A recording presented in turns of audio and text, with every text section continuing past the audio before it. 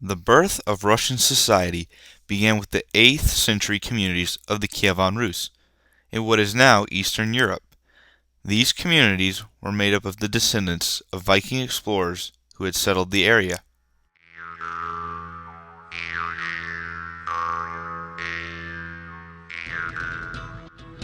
In the year 1237, the Mongols invaded the Kievan Rus, burning early Russian settlements and decimating the population.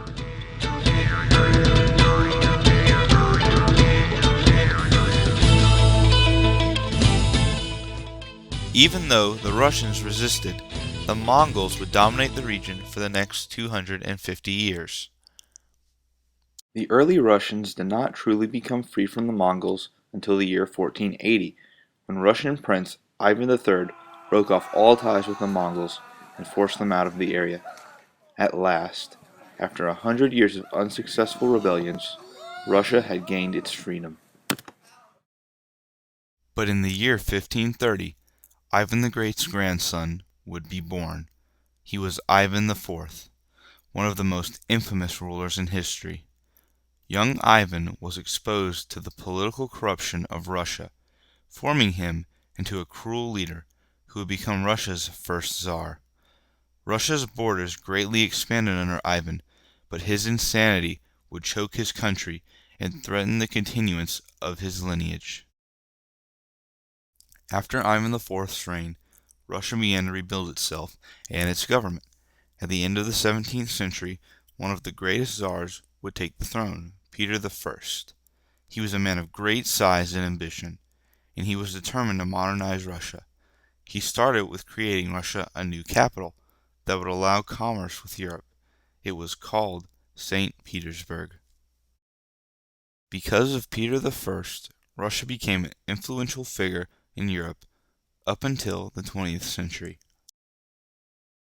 It marked the dawn of a new age in Russian history. World War I began in 1914 and plunged Russia and all of Europe into war. Even though the Russians had a military force of 12 million men, they were ill prepared for the war, resulting in over 6 million Russian casualties. In 1918, Bolshevik leader Vladimir Lenin captured the hearts of the weary Russian people with communist ideals. He convinced them to rise up and overthrow the monarchy and transform Russia into the United Soviet Socialist Republic. After Vladimir's death, fellow communist leader Joseph Stalin would take control of the country and would rule all the way through World War II. In 1945, Russia defeated Germany, ending World War II. This allowed the Soviet Union to expand throughout Eastern Europe, beginning the Cold War. During this period of history, Russia would be an influential figure in events such as the Korean War, the Cuban Missile Crisis, and the Vietnam War. The Soviets would also give aid to up-and-coming communist leaders, such as Fidel Castro, Kim Il-sung, and Mao Zedong. Mr. Gorbachev, tear down this wall. In 1989, the Cold War ended with the collapse of the Soviet Union and the fall of the Berlin Wall. Even though the Cold War is over and the Soviet Union gone, many nations still question the motives of Russia's modern-day government.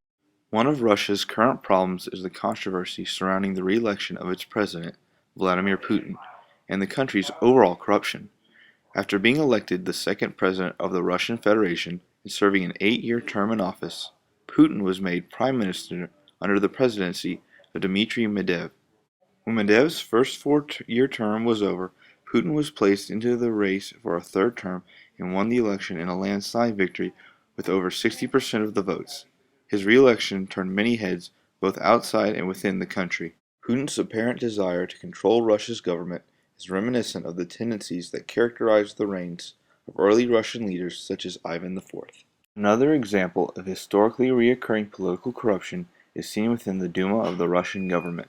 The Duma, or the lower house of the Russian legislature, is often bribed during votes on political issues. This is comparable to the early Russians bribing their Mongol rulers for positions of authority within the Mongol Khan's court.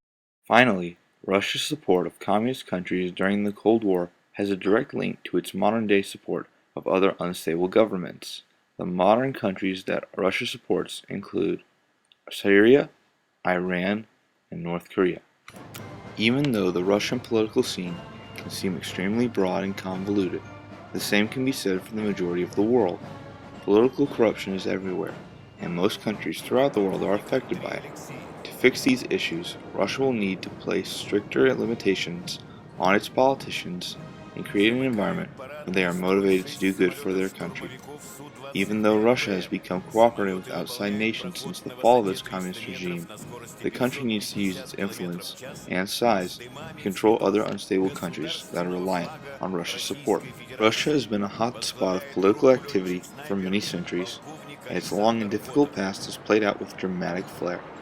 Through invasions, expansions, and tyrannical rule, the tenacity of the Russian people has preserved and built Russia into a world power. But only time will tell if Russia will learn from its past and solve its political issues.